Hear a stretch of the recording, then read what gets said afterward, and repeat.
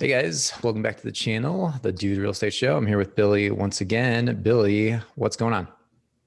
Nothing much. It's warming up. I would do a shout out here. I think anyone who is listening to this should like or subscribe to this page. Dude Real Estate. This is brought to you free. That's Nate true. brings it to you free, so it is something that you should definitely like or subscribe. He's been really helpful in my. That's true. It is free, and it's totally free to subscribe. Totally free to hit that like button. Yeah, I don't really say that much anymore. I figure if people like the content, they'll give it a like. If they want to subscribe, they will. But I appreciate that. Hopefully, we can help a lot of people, especially with this one. Today's topic is kind of a big one because everyone complains about it, and that is finding the right contractors. This is probably one of the hottest, most widely debated things. Like, how do you find good contractors? How do you vet contractors? Everyone's always asking for that referral for a contractor. And then it seems like once maybe you find a good one or you get a recommendation, then they're booked for 6 months or something like that because they're the good contractor. So how do we go about, thinking about contractors and, getting those, whether it's a full scale rehab, down to the studs, or if it's just like replacing some plumbing in a vanity or something like that in the bathroom. What do we do? So for me, I have to hire everything out because I don't have a handy bone in my body. I can paint and maybe do a little bit of landscaping, and that's about it. So for me, I have to find someone to help out with these projects. And honestly, for my first deal, the first rental property that we bought, this was the biggest thing I was fearful about, was the rehab process, finding the contractor, managing them through the process. And so I made some mistakes and we parted ways with our first contractor. We had, and I'm actually writing an article about this right now for Bigger Pockets, so it should come out in the next week or two. But sometimes we ask for referrals. A lot of times in this industry, it's just like, okay, who's a good lender? Who's a good attorney? Who's a good realtor? And no different for a contractor. So I had gotten some bids from some contractors just off of like Thumbtack. I didn't even ask for referrals really. I just started there, met a few people. They walked the property that we had under contract. And, we got some quotes, but either the quotes were too high or maybe we didn't have a great feeling about them. And so I was showing some clients a home and they were planning to do some renovations to it. And they brought their contractor, and I trusted him because he was a local business owner. He knew what he was talking about. He was a successful guy. And when he brought the contractor in, we kind of hit it off. I felt like he, if he was doing commercial stuff for this business owner, that they seem to get along and get stuff done, how would it be any different for me, right? And so just kind of went from there. He gave us a quote. The quote was in line with stuff, we were getting along, and we just went ahead and went with him. And that was a mistake, because what ended up happening was he was an okay contractor, but a lot of his subcontractors were not very good, or he wasn't keeping on them, or they cut corners, which we had to fix later. The timeline ended up getting stretched out way too long. It took way too long. And then we ended up, we wanted it to be done by summer so we could still have a good chance at a good renter, because that's when most rentals are being filled, is between spring and summer. And it ended up leaking into the fall, which is a really hard time to find a renter. And so the timeline was just way off. I made some mistakes too. I was not on top of him as much as I should have been. And we didn't have much in writing, if anything, either. And so a lot of this was my fault, just kind of learning like, okay, what should I do or not do in this process? Eventually the rehab got done. Some things were okay and some things were not so great. Like I said, we had to go back and fix some things over time. But what this taught me was a couple of things. One, you really do have to manage your your contractor, or like anything. It's like even though they're doing the work for you, you have to check in. I mean, at the end of the day, you're paying them. So whether it's your realtor, your attorney, your contractor, you need to stay on top of them and be aware of some of the things that need to happen. And sometimes this can only really come from experience. So I should have done a better job of being on the job site more frequently, probably asking more questions, getting things in writing, things like that. And so that was a big part of the problem. But sometimes it's just like he was just MIA, just I drive by the house, there's no workers there, he's not there, they don't work on it for 5 days. What's going on? And of course your rehab's not going to get done if they're not working on it. So what I really did learn though too was, aside from me managing the contractor in a reasonable way, was what to look for when you are vetting contractors. So hopefully this will be applicable to a lot of people. So what I found out was, first of all, I didn't know the quality of his work really. I had never gone to look at anything he had done. So as I was moving forward onto my next deal, because I started to want to do some flips, and I was like, well, I'm not going to use him. So I need to find someone else. And so I really took my time. I was very patient. I met with some other contractors. I networked with some people in my investor group. And what happened was, one of the guys in our investor group that I hosted, he was flipping a property nearby, and he wanted me to list the property when it was done. I was like, sure. So we went, took a look. It was almost done. The quality of work was really, really solid. And I was like, this, looks really good. I'm impressed with what they've done. He didn't have too many negative things to say about this contractor. And, he was using them for a flip. And I'm like, okay, maybe they would be the next one. And this was after I'd already had a couple more quotes on some other properties and things like that. With some other contractors that were just either way overpriced, or for whatever reason we weren't getting along, or I wasn't able to see their work, or they didn't have other referrals, recommendations from customers, things like that. So my first piece of advice is go take a look at their work. They should allow you to go back. A homeowner who's happy with the work should allow you to, at least for 5 minutes, go check out their kitchen renovation. They're probably proud of it, so it doesn't hurt to ask. And or at least, see some pictures or something, but it's better to go, physically to a property and see and inspect for yourself and see what the quality of craftsmanship is, and to see what that homeowner's experience was with the whole process. Cause there's more to it than just a quality finished product. There's paperwork involved. There's, how does the draw process work? When you're paying the contractor, all that kind of stuff. So there's administrative stuff too that's really important. And so yeah, go see the work. You have to have an idea of how they're doing the work and what kind of quality it is. And then, like I just said a second ago about the administrative side. So a lot of contractors are actually really, really good at what they do. They're really good at swinging a hammer. They're really good at figuring out what's going to work for a space, and they get the stuff done, and it functions well and it looks great. But a lot of these guys are kind of one-man shops too, or maybe it's a two-man shop or whatever. They hire subs.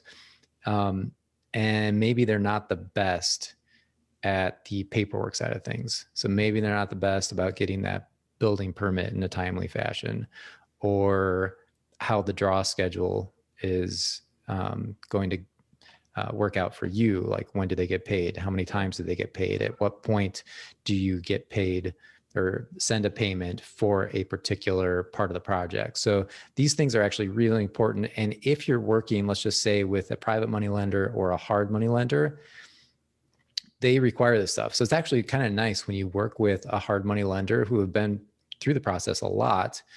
They will actually help you kind of through this and figure out, like, okay, this is the type of draw schedule we're going to go on. We're going to do an inspection, and at this point, this part of the work should be done, and we'll submit that payment to the contractor at that point in time.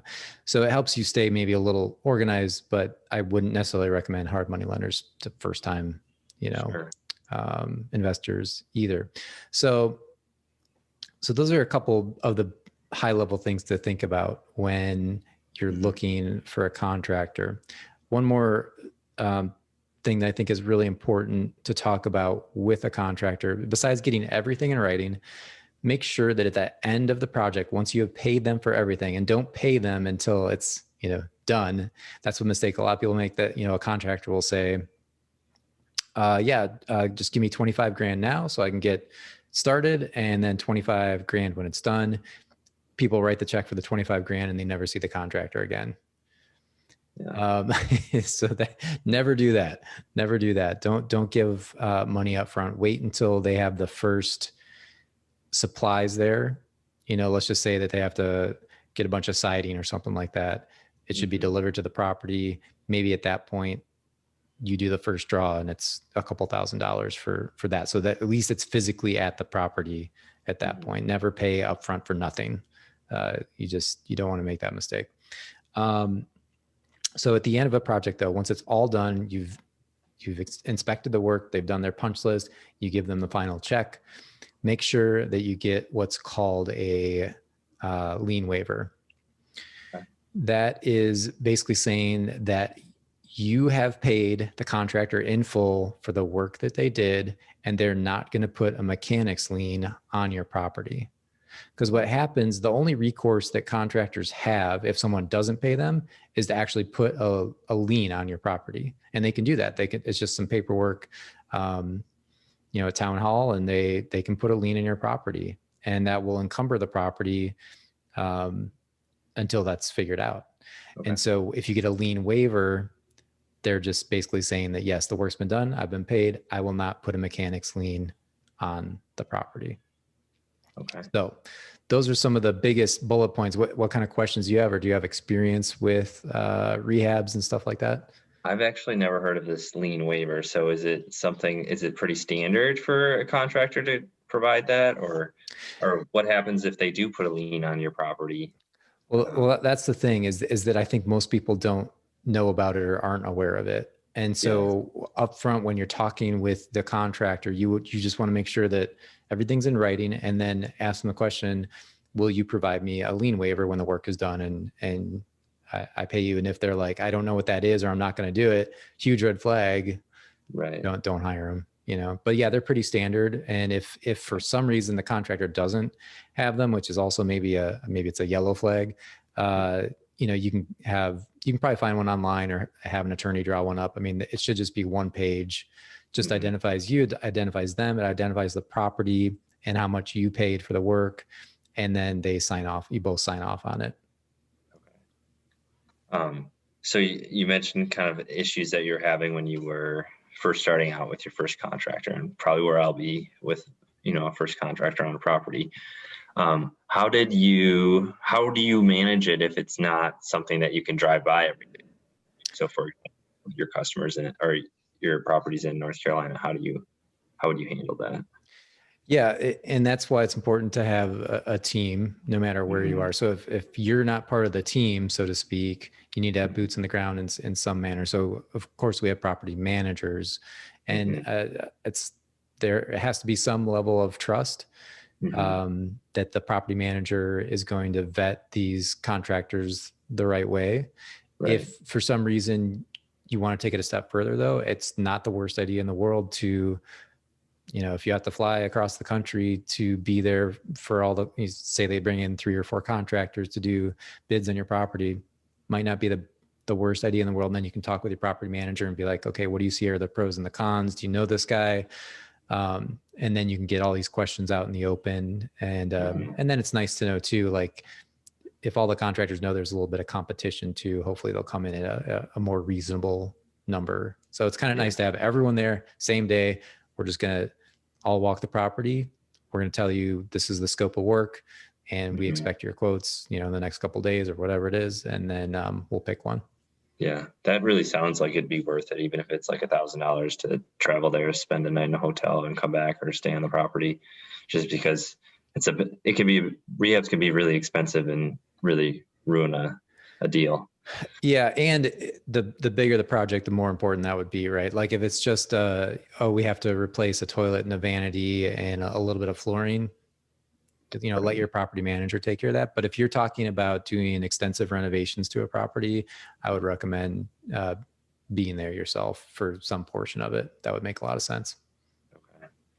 How often would you just trust on your property manager? Is there like a price threshold that you're like, okay, I need to be involved in this? Like typically at the beginning of the property manager landlord relationship, it's going to be probably in writing of, this is where the property manager calls the landlord. Like, let's just say it's $500 or something like that. And you could make your own threshold. You can just be like, hey, look, if it's anything under $1,000, don't bother me. Just take care of it. But some people are like, if it's $100, I want to know about it, kind of thing. So it just depends on your threshold of the dollar amount, and then the time it's going to take as well. Cause then you're evaluating a lot more, items that come up. For me, I'm kind of like in the middle there, like, $500 is probably about right. I probably want to know if a fridge goes out or, anything bigger than that, just so we're aware. But, usually it comes up on the end of the month statement anyway. But anything bigger than that, certainly. And usually our property managers do a very good job of being like, hey, this guy is moving out. He kind of trashed the place. It's probably going to take, $1,200 to get it turned over properly. So at that point it's like, okay, well, we don't really have a choice, but it's just good to know. So you just have to have those lines of communication. You don't want to be in the dark. Yeah. Okay. I had one more. I forgot it. What is it? That's okay. There's a lot. Oh, I got it. Yeah, go. So you said when you first started out, you used Thumbtack. So there's definitely things online I've looked at. I think it's called Home something. Home Visor. Yeah, Home Visor is one that I've seen online. So what are your thoughts on those for people who are starting out, don't really have a ton of connections in the space of real estate? Do you trust those websites? What are your thoughts? Well, I mean, there's reviews generally attached to those. So that's a good starting point. It's good to have positive reviews. Start with your real estate networking group. There's probably the problem is, I mean, some people don't want to share their contractors, right? Which I get, because the good ones are in high demand. And so there's a level of scarcity there, but I would still ask, because someone might not be doing a project right now and their contractor may need some work or whatever the case may be. So those are the two places I would start. And then after that, kind of the steps we talked about before, make sure you see the work and potentially talk to some of their previous clients and stuff like that. Okay. Makes sense. Cool. Is like pictures enough of the work, or you physically want to be there and look at it and inspect it? If it's a big job, I want to see the quality of their work. Yeah. Okay. Yep. I mean, pictures can be deceiving, right? It's like, people, especially, realtors, they probably use a professional photographer or whatever. You see the pictures online and then you walk into the property and you're like, this is not what I was expecting. There's that dissonance of, it looked nice in the pictures, but it's not as nice as I thought it was. The baseboards are all scuffed up. It smells funky. The cabinets are all scratched, just things that you're not going to see in a picture. So yeah, you want to get your eyes on that stuff. Got it. Cool. Yeah. So now, do I have you scared about no, I just your first rehab? I think everything you've gone through so far has been good, because at the end of the day, these are things that are going to come up, and to be aware of them and kind of have a process around what's going to happen is, I think, what makes a good real estate investor is you just process. So yeah. And I think one other thing that I didn't really think about earlier, but if you're like me and you don't know that much about houses or construction, I did learn a lot because I was on a lot of home inspections. So I knew certain things about mechanicals and how some of the things work. But it's not a bad idea to maybe bring a friend who's good at this stuff. Maybe they did construction, or they, if they know a thing or two or have a better eye than you do for certain things, maybe bring them along with the contractor, just so they can kind of see too, and maybe point out things that they would notice that you wouldn't. And they're like, well, they cut a corner there and you wouldn't know. So maybe bring in someone else or another investor who has a lot of experience on the rehab side. Yeah, that's a good idea. Cool. Well, that's going to wrap it up for us today. If you guys have any questions, just drop those in the comments and we're happy to get to those. So have a good one. We'll see you next time.